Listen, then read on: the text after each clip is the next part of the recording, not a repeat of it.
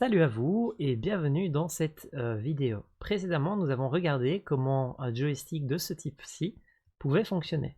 On peut constater que c'est une résistance, ici, qui bouge de droite à gauche, une deuxième là-bas, et on se retrouve avec une donnée analogique, ici qu'on peut aller lire sur le jaune et l'orange, qui vont être le fait de savoir si on bouge ou pas à gauche ou à droite. Très bel outil. Gros défaut, notre Raspberry Pi Pico ici ne possède que 1, 2 et 3 données analogiques. Donc on ne peut avoir que un joystick et un trigger maximum. Donc c'est triste, mais on ne peut pas avoir plus d'un joystick sur un Raspberry Pi Pico. On a plein de trucs disponibles, mais pas pour des joysticks. Donc comment on peut faire? Soit on achète des composants à l'extérieur pour essayer de faire d'autres joysticks, soit on va sur un autre microcontrôleur que le Raspberry Pico si on a besoin de beaucoup d'analogiques. Soit on peut utiliser ceci. Donc si vous êtes assez jeune pour vous en souvenir, on avait ce qu'on appelle des bornes d'arcade. Les bornes d'arcade, c'est un truc qui nous permet de jouer aux jeux vidéo avec ce genre de joystick. Et le son que vous entendez ici, vous allez voir, c'est le même que celui qu'on peut entendre ici.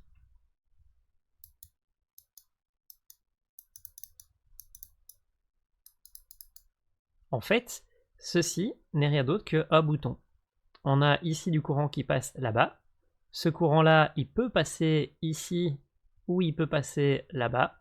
Donc si on pousse, il passe là-bas. Si on pousse pas, il passe là-bas. Tadam! Magnifique. Donc si on prend ça, qu'on le met comme ceci, et qu'on fait ceci, on pousse sur un bouton. Vous voyez qu'on a un bouton là, un bouton là, un bouton là et un bouton là. Pour faire les 4 axes gauche, droite, haut, bas, qui nous permettent de jouer à bêtes jeux d'arcade comme dans le passé. Parce que dans le passé, on s'amusait pas à utiliser des manettes Xbox, on faisait juste des bêtes jeux où il y avait juste ça et 4 axes, 6 boutons. Donc voilà, l'idée ici du coup, c'est que tous ces petits boutons sont raccordés à cette petite plaque ici. Et cette petite plaque ici, on peut voir qu'elle va recevoir un câble ici, un câble ici, un câble ici, un câble ici. Et il y en a un ici qui correspondra ici au ground. Comment vous pouvez le savoir? Il faut soit lire le manuel de ce que vous avez acheté, soit il faut essayer un peu de jouer avec jusqu'à ce que vous trouviez, soit il faut utiliser un truc pour lire le passage d'électricité et essayer de jouer avec jusqu'à ce que vous trouviez. Voltmeter. Donc voilà, moi j'ai trouvé, j'en ai déduit que c'était là, j'ai essayé, c'était bien là, donc j'ai pu faire des tests et vérifier que c'était là. Donc je les ai branchés, on a le ground ici qui part là-bas, et on a les signaux qui sont ici. Maintenant qu'on a ce ground et ce signaux, il faut les raccorder ici à notre Raspberry Pi. Alors, l'idée, ici, c'est que on va déjà le faire pour celui-là, pour avoir le saut, et on va le faire pour les autres pour se déplacer. Donc, ici, on a le ground qui se met en bas. Je le sais parce que en lisant le manuel, ils ont l'air de dire que c'est pareil ici le ground. On a la donnée ici qui est le signal. Voilà. Et ce signal, on va aller le raccorder du coup à un truc qui est compatible pour mon Arduino. Donc ici, vous voyez que j'ai deux petites pins qui viennent se mettre dedans et que ça arrive ici pour la partie noire, ground et voltage. Donc ici, on va aller sur notre Arduino. J'ai décidé que ce serait le 9 pour vérifier que ça passe le courant. Donc on va aller ici le mettre sur le ground et sur le 9. Voilà, magnifique, on est connecté. Donc maintenant il nous faut connecter l'autre. Alors vous voyez que ici on a ground, et puis on a 4 trucs, puis ground là au-dessus. Donc ça c'est parfait pour notre cas. Donc on va ici mettre le ground, le bleu, sur le ground. Je vais le tourner comme ça, parce que comme ça vous pouvez continuer à voir. Donc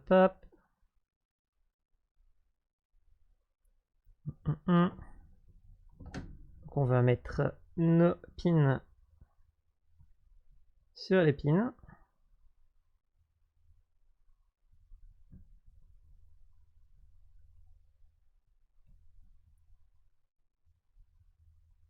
On va y arriver. Bon, le tout, c'est de pas être gourmand et de prendre le temps de bien mettre les objets. Alors, le ground il vient ici. Ensuite, hop, on prend. Il n'est pas sur le bon.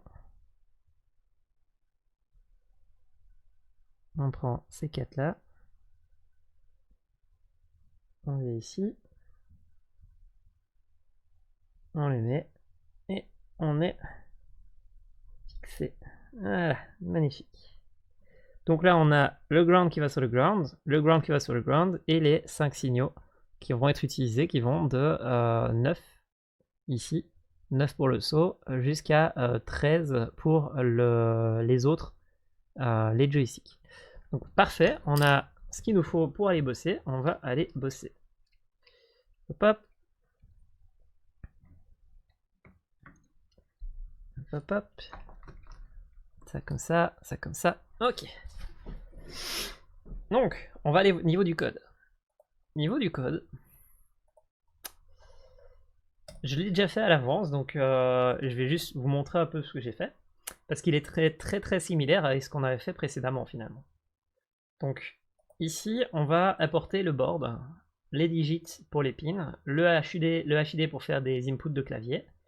On va apporter la librairie de Adafruit pour le clavier et l'analogique, j'en ai plus besoin, je peux le virer ici.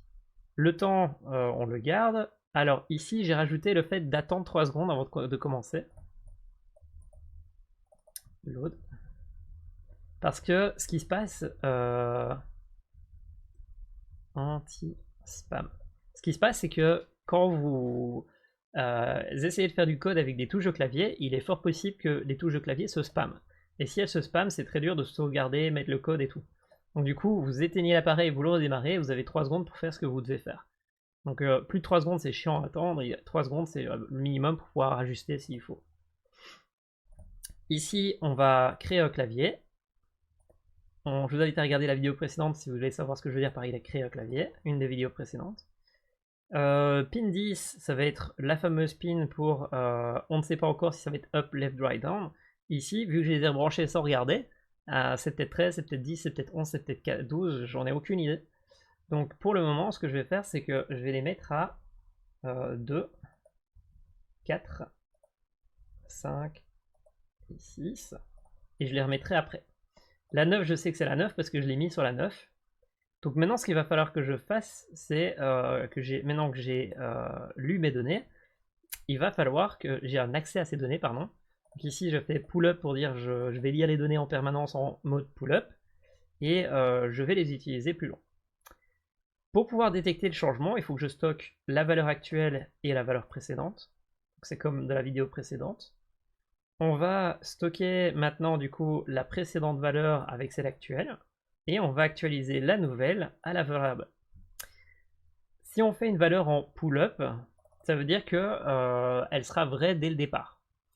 Sauf que si elle est vraie dès le départ, donc il n'y a pas de résistance et qu'elle est vraie dès le départ, nous ce qu'il faut c'est inverser cette donnée là. Donc on va l'inverser ici. Donc note la valeur. Donc vu qu'elle est là, elle sera vraie, elle va devenir faux. Et quand on cliquera, elle deviendra faux, donc elle deviendra vraie. On fait ça pour la valeur actuelle pour les 5 données. Maintenant, on va faire comme pour les vidéos précédentes. On va dire bah, si la donnée précédente et celle actuelle sont différentes, je mets à jour la précédente et je fais une action qui est basée sur est-ce qu'on enfonce ou est-ce qu'on n'enfonce pas la donnée. Par exemple ici, jump space. Alors, on le fait du coup pour les 5, vu qu'il y a 5 boutons. Hein, finalement, c'est rien d'autre qu'un truc à 5 boutons. Et maintenant, ce qu'il nous faut faire, c'est trouver laquelle est la bonne. Donc pour savoir laquelle est la bonne, on va jouer au petit jeu du c'est qui. Donc ici, on attend un peu, ready, ok. Si je pousse sur celui-là, c'est bon, on a notre espace. Je prends mon joystick, je le mets comme si j'allais l'utiliser dans la vraie vie, donc par exemple dans ce sens-là. Et je vais dire quelle est la pin 10. Sauvegarder. Voilà. J'attends l'anti-spam. Apparemment, la pin 10, c'est vers le bas. Donc, si c'est vers le bas, je le mets là-dedans. Voilà. Quelle est la pin 11? On sauvegarde. C'est vers la droite. Ok. Quelle est la pin 12?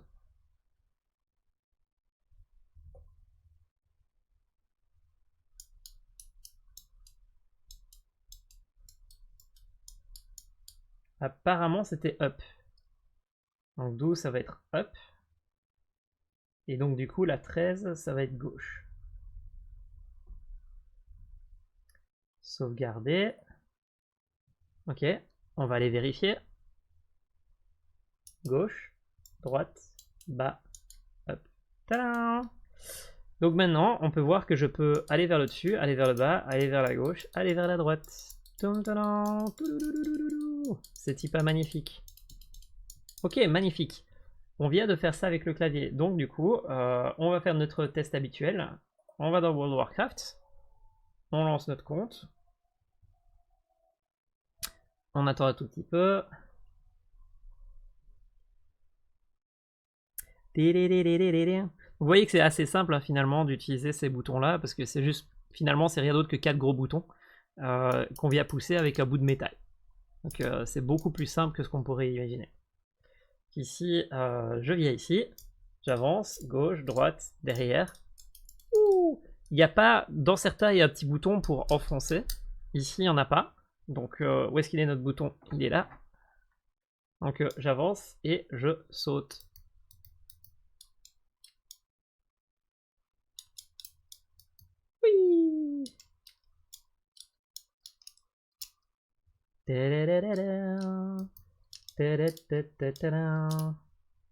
C'est pas magnifique? Et nous voilà avec un magnifique joystick pour jouer à World of Warcraft. Que dire d'autre à part ça? On va peut-être parler un peu théorie alors. Hein. Donc voilà, le code il est là-bas. Je l'ai copié normalement, mais je vais aller vérifier ça. Pam pam pam pam pam. Donc si on va dans Issue et que ici on va chercher notre joystick d'arcade. Stick arcade. Ah, il était juste en face de mes yeux. Voilà, donc en gros, ça, c'est ce qu'on a utilisé ici dans la vidéo. Ça coûte plus ou moins 12 €. Maintenant, c'est mieux de l'acheter en pack. Parce que l'acheter tout seul, ça va coûter un petit peu cher. Alors que si vous l'achetez avec des packs genre ça va vous coûter plus cher, mais vous avez tous les câbles et vous n'avez pas Raspberry Pi Pico, comme ceci, mais vous avez un board comme ceci. Ce board, en fait, il a plein d'espace pour des boutons et il a un espace ici pour le joystick. Ce qui se passe, c'est que ça, c'est pas vraiment un clavier, c'est un composant qui va simuler un joystick. Donc ça va, pour Unity, c'est juste parfait parce que du coup, ça écrit pas de clavier et c'est un joystick qui est utilisable. Maintenant, si votre but c'est de jouer à World of Warcraft, c'est pas tellement idéal. Mais maintenant, de l'avoir, c'est pas plus mal, comme ça vous l'avez. Et donc, quand vous achetez ça, c'est genre 15-20 € quand vous l'achetez sur des sites chinois ou Alibaba ou AliExpress ou des choses comme ça. Très très pratique. J'en ai plein à disposition. Maintenant, pas configurable pour us, c'est juste vous avez ce qu'il faut et vous pouvez l'utiliser. Donc voilà un petit peu l'idée. Et en fait, par exemple, le gros bouton que vous voyez là, c'est un bouton d'arcade. Je les adore ces boutons-là. Ils sont fournis dans ces packs-là. Vous voyez que là, c'est un pack à 50 € parce qu'il y a du métal et qu'il y a plein de trucs dans tous les sens. Le métal, ça coûte cher. Maintenant, il y a des packs déjà beaucoup moins chers avec des bouts de plastique ici, vous voyez. Et il faut se rappeler que Amazon, ça reste toujours un peu cher. Amazon, c'est bien. Ah oui, vous n'avez pas vu parce que c'est en dessous de ma fenêtre. Mais basiquement, ce que je veux dire par ici, c'est si vous devez acheter des boutons d'arcade, Amazon, c'est pas nécessairement la meilleure des idées, sauf si vous les voulez rapidement. Parce que c'est l'avantage d'Amazon, c'est qu'en 2 jours vous l'avez, alors que les autres, il faut attendre 2-3 semaines. Maintenant, typiquement, pour des boutons d'arcade comme ça, je suppose que vous avez le temps. C'est mieux d'aller directement sur Alibaba ou autre, hein, ou Temu. Donc, vous voyez, vous allez sur Alibaba, arcade button. Voilà. Et là, soudainement, les prix sont beaucoup plus abordables. Vous voyez qu'on a de 12 à 24, Sauf que quand vous commandez sur Alibaba, c'est un site qui permet d'acheter les composants comme si vous alliez faire des choses, comme si vous alliez créer des claviers, créer des arcades, être une entreprise. Ce qui veut dire que vous devez acheter par 100, par 200 ou par 1000. Donc ici, vous voyez, minimum order, c'est 100. Donc effectivement, vous pouvez avoir plein de petits boutons comme ceci à 12 euros, à 12 cents, mais il va vous en falloir 100. Donc du coup, x10 ça fait 1, x10 ça fait... c'est largement abordable en fait. C'est si peu cher. Attends. Du coup, si je reprends 100, ça me fait que 14 euros. Donc vous voyez ici, attends, hop. Ah, c'est cool ça, je savais pas.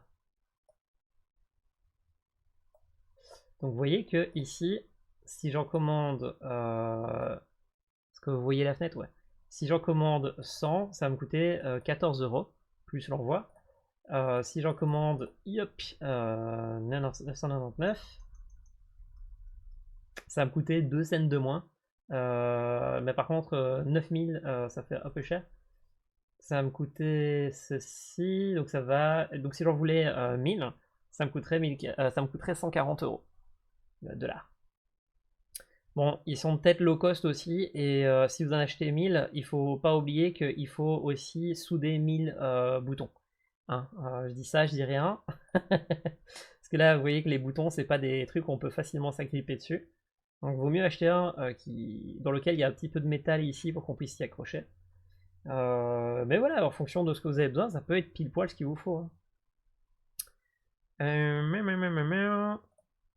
Et donc voilà, vous avez plein de petits boutons différents. Vous avez des gros, des petits, des moyens, basiquement des gros boutons avec de la lumière et des logos. Et alors moi ce que j'avais acheté c'était des boutons qu'on peut frapper. Des gros boutons comme ça, des gros boutons comme ça, des gros boutons triangulaires. Ah c'est cool ça, triangulaire. Bon, le désavantage quand vous commencez à faire de l'électronique, c'est que vous avez envie d'acheter tout. Et une fois que vous avez fait votre commande, ça coûte 50, 100, 200 euros à chaque fois. Parce que ça s'accumule. Hein. Mais voilà, il y a plein de petits trucs super sympathiques, super sympatoches. Vous voyez, s'il y a de la lumière, ça coûte vite 1 euro ou 2. Hein. Et hop. Et alors je disais donc, il faut taper arcade, non pas button, mais kit. Voilà. Et donc en fait, si vous achetez un arcade kit, bon là c'est un arcade kit avec les coins et les voltages et tous les trucs. Là il y a une board et tout, c'est peut-être pas ce qu'il vous faut là, parce que là c'est un peu abusé. Mais là vous avez tout si vous voulez faire aussi de l'argent avec votre jeu d'arcade. Nous ce qu'on veut c'est plus un bête arcade kit de ce type là. Et vous voyez que c'est 12-15 euros si vous allez sur ces endroits là. Par exemple ici, hop, vous en avez pour 15 euros plus ou moins. Bon par contre il vous en faut 10, du coup ça va coûter 150 si vous en achetez, donc il faut l'acheter en groupe. Donc, ou aller sur Amazon et acheter à 20 euros. Mais... Donc voilà, ici par exemple, vous allez pour 15 euros, vous avez ça, et ça c'est parfait quoi. Vous avez le câble, la board, vous avez les trucs de métal pour les gros boutons et les trucs de métal pour les petits boutons, parce qu'il y a deux types, il y a petit et grand, 2,3 mm et 4,8 mm, un truc dans le genre. Et ici, vous voyez que c'est 15 euros, mais vous en avez deux, donc ça fait 7,50 € l'appareil. En gros, il faut trouver un qui en vende à l'unité ou faire un pot commun avec des amis et en acheter avec des amis. Donc, comme je disais, le gros désavantage par contre de l'acheter là-dessus, c'est que ça va vous prendre 3 semaines d'arrivée, voire 4 semaines d'arrivée. Hein. Vous ne pouvez pas acheter et utiliser directement. Ça, il faut faire attention. Et donc voilà, je voulais vous en parler parce que c'est la meilleure combine que j'ai jamais trouvée pour faire du jeu vidéo sur Unity. Parce que basiquement, quand vous faites du jeu vidéo, vous n'avez pas nécessairement envie de faire des joysticks de ce type-là. Des fois, juste des boutons, ça suffit. Et en fait, ici, vous avez toute une série de boutons qui ne vont pas interférer avec votre clavier, vu que ce n'est pas des claviers, et dans lequel on va pouvoir les lire dans Unity. Quoi. Donc, je ferai une vidéo sur ceux-là, dédiée, mais vraiment pratique celui-là. Donc, voilà, on est content. On a fait le joystick d'arcade. Sur ce, on se dit à la prochaine vidéo et que le code soit avec vous. Ciao ciao.